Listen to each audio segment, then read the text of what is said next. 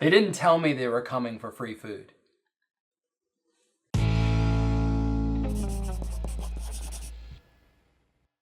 Welcome to Cracks in the Kitchen. I'm Ray. I'm Jessica. And I am Brian.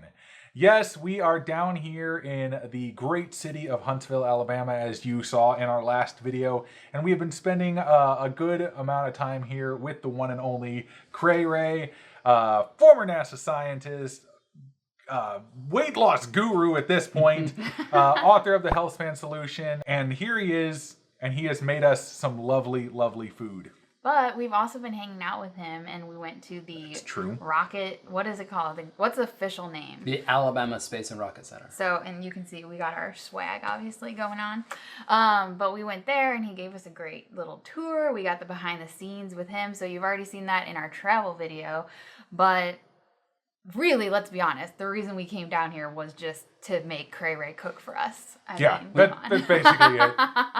We cooked a lot of things today. We did. We meaning he did, and we just sat there and all like, oh, look at him cooking. I mean, you were pretty... I love cooking That's for true. people. I really do. He's kind of like a, what do you call him? I called him a Tasmanian devil in the kitchen, but it's not entirely true. He was very precise and accurate. Yes, and the Tasmanian devil is not, but it was still great to see because he's kind of like a whirlwind in there, and he's just like off here and going there, and then he does this, and he pulls some random thing out and then uses it, and it's like, okay, all right. Filming him was a lot of fun because it was like bang, bang, bang, bang, bang, bang. But the funny part is this meal that we're about to enjoy is not actually the first thing that he fed us, because while he was whipping up this, fantastic thing here, he's like, oh, well, let's make some appetizers for you guys. So then you just like put together these spring rolls. Tell them about the spring rolls. Yeah, kimchi rolls. They were like insane. Like the whatever that was, a peanut spicy ginger peanut sauce. Spicy peanut ginger sauce was amazing. I absolutely loved that, and it like paired perfectly with the spring rolls. It was just brilliant. I love it. But that recipe doesn't actually exist in a book form, does it? No. So you guys are just gonna have to wait for that one. Yes. And then we also had some asparagus. We took the leftovers, since this is made with eggplant. We took some of the leftover bits. I don't like to waste vegetables. So, in the sriracha stuffed mushroom recipe in the book, we use the stems for the stuffing to display some of what would otherwise be cashews or fat. And then in this case, in order to make the sheets that you use to make the rollatini, there's some of the eggplant that would otherwise be wasted, but you saw me chop all that up as we're going along. I saved all that, and then I made a sesame asparagus eggplant dish that we had. Spicy sesame asparagus eggplant dish. What do you think? It was brilliant. Like, honestly, it was super, super delicious. Jessica started eating well before me, but I finished well before her. So. That's because he's a fast eater. I am a very fast eater. What do they say? You eat my friends say that I eat like I'm in the military or prison. Yeah. So. But I gulp like an anaconda. So tell us what exactly this is before we get to showing. So it's eggplant rollatini. So it has a tofu cashew ricotta in it, and then most importantly is the sauce. The sauce is a sauce that my grandmother actually made. She was Italian, a Sicilian, first generation immigrant in Baltimore, Maryland, and because she did her sauce in a very large quantity and used Italian sausage and obviously lots of meatballs and that stuff. One of the things I did post going plant-based is sort of deconstruct an Italian sausage and take the fennel and the paprika and the flavors that make Italian sausage taste like Italian sausage and add it to the sauce. So this recipe for this sauce is in Healthspan Solution. You can use a jarred sauce, or if you have your favorite spaghetti sauce, use that, because it becomes one of those things that you're used to one kind, and a lot of times making a different one doesn't taste good. But this is not the sweet Italian or tomato sauce. This is the savory one. So a lot of umami. It's very rich. You guys saw that it was cooked down and very thick when we made it. So, and then it also has kale in it. So you get your greens too. Nice. All right. Well, I think with all that said, let's get to cooking and show them how this was actually made. Let's hit it.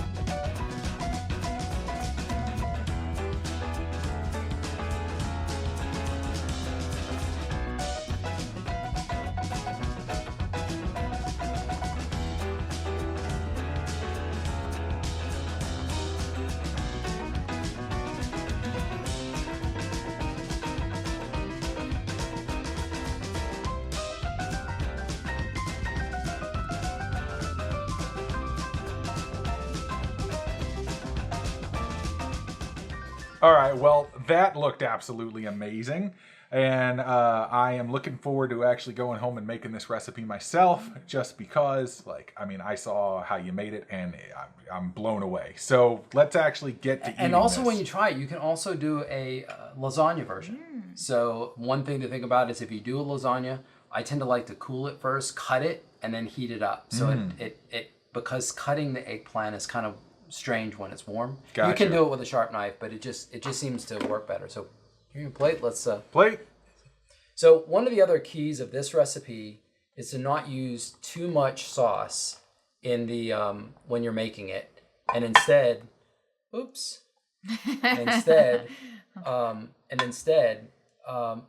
take it. I don't care. Wait, I think that was a graceful Ray moment. Graceful. We always say graceful Jessica because I'm like not graceful at all. Yeah, well, I knew that was going to happen. I'll get your. I'll take it. I don't mind. I don't mind the messed up one. Ooh, he's just like, give me more. So yeah, so the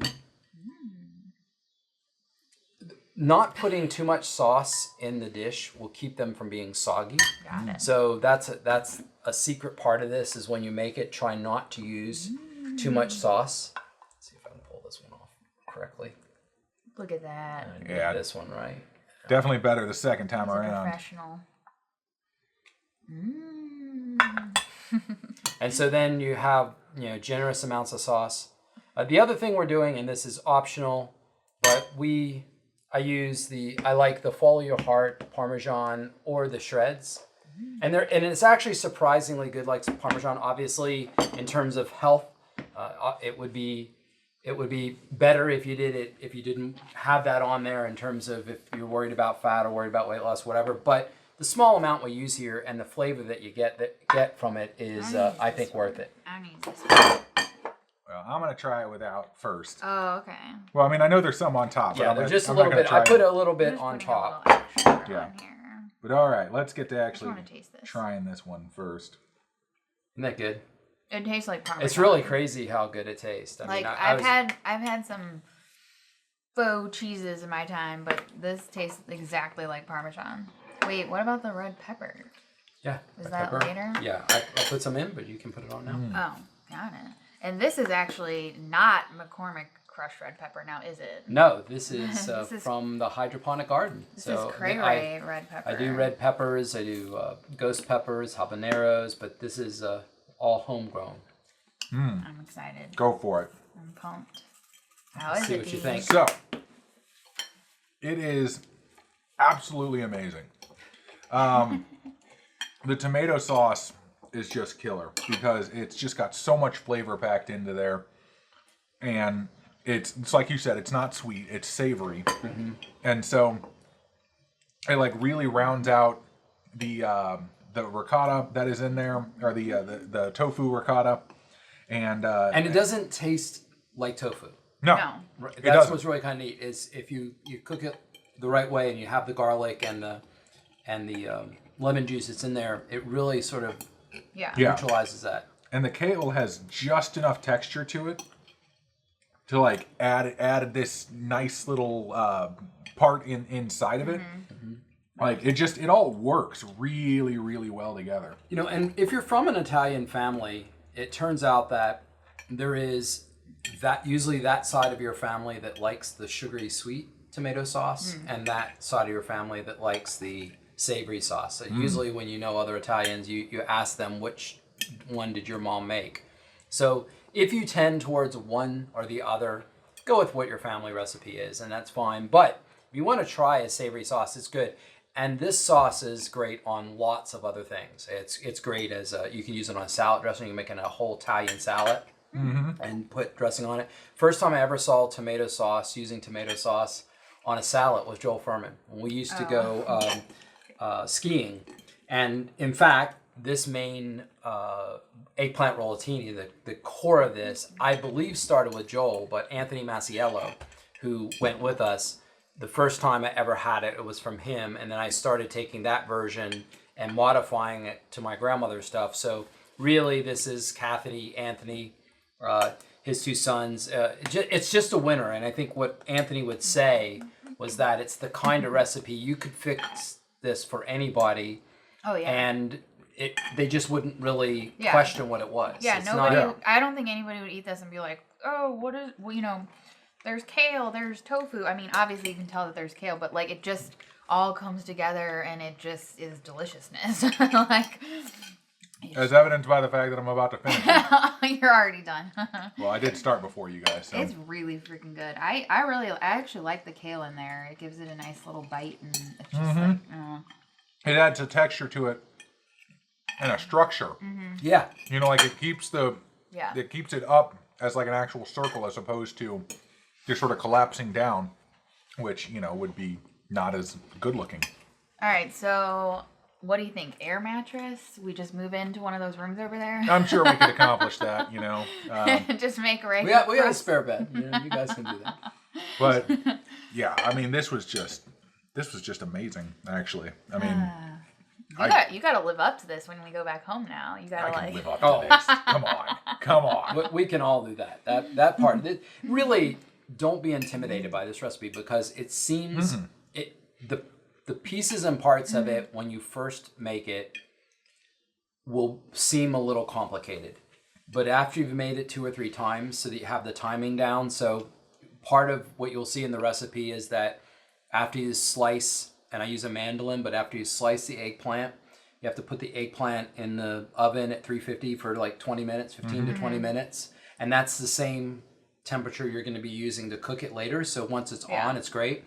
And while that's in there, I didn't do this time because we were filming, but normally while the eggplant is cooking, I'll make the stuffing. Yeah. Gotcha. So that way So it really takes the time down one whole step. And so having the sauce ready, the sauce, you doubling up on the recipe that's in the book and making that and immediately taking a couple of those Glad containers out and putting those in the freezer and having them, you can whip this up really easy. In fact, this cooked freezes very well. If you wanted to actually segment it off into some really good, but just make sure you have some sauce, that you put some sauce on there so that you get that real saucy flavor or that moist flavor because it really makes a difference. But when you cook it, you definitely don't want it soggy. If you see in the bottom of this, the pan is dry. There's no, And so that's going to be important when you do it. And even our taster messed it up. And